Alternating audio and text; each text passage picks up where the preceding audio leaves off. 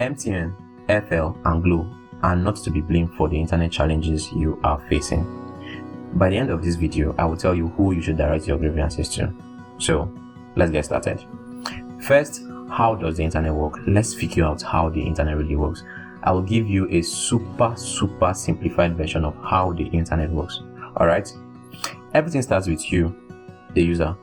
You are either accessing the internet via your phone, a laptop, a desktop, gaming console, whatever device you might be using, at least you're accessing the internet. Now, to access the internet, you have to be connected via a Wi-Fi, a modem, an Ethernet cable, or most common of all, your SIM card. The next question is, who makes it possible for you to access the internet? Correct. The answer is your internet service provider. That is MTN, Glo, Airtel, etc. All of them. Very good. You can access the internet because your ISP has made that possible. But how? Let's find out. That brings us to section 2 of this video. ISP. Whatever means you are using to connect to the internet, be it your Wi-Fi, your modem, Ethernet, or SIM card, at the end of the day, all the traffic flows back to your ISP. It is the duty of your ISP to direct your request to different servers across the world and equally deliver your answered request back to you comfortably. All of these complex activities happen within a split second. Alright, wow, magic, right? No be magic, let me explain. Now, that is where undersea cable come in. Undersea cables make it possible for your ISP to connect you, the user, to several servers around the world within the blink of an eye. You can call them the backbone of the internet because without them, you will not be able to stream your favorite Netflix series, or play Call of Duty mobile, or watch live scores to see if your game don't play at video cut. Now, on to the next session. What are undersea cables? Undersea cables are basically fiber optic cables that are laid on the ocean floor by expert engineers to connect one continent or region to another, example, Europe to Africa. These cables are capable of transmitting large amounts of data at once. Imagine streaming a movie at 1 terabyte per second. Let me shock you. These cables are faster than that. They should be competing with Flash or Superman. Alright, let's get back to what we're discussing. Because of how robust these undersea cables are, your ISP have to lease bandwidth on them, just like renting a vendor space in a big mall. Alright? Now, imagine what will happen if there is a massive fire outbreak at that mall. You don't see Amber?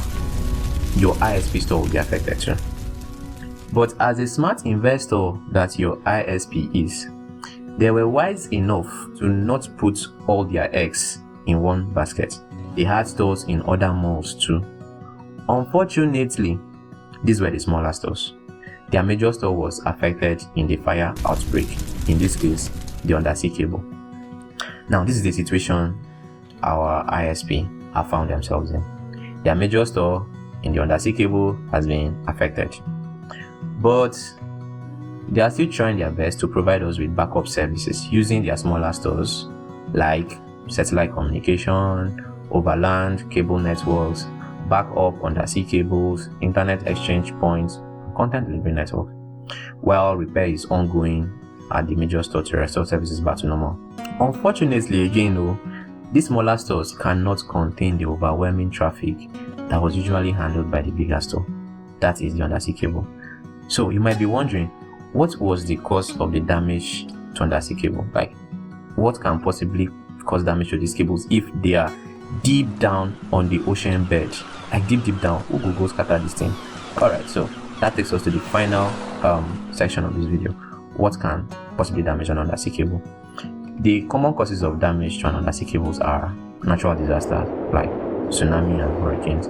We also have fishing and shipping activities.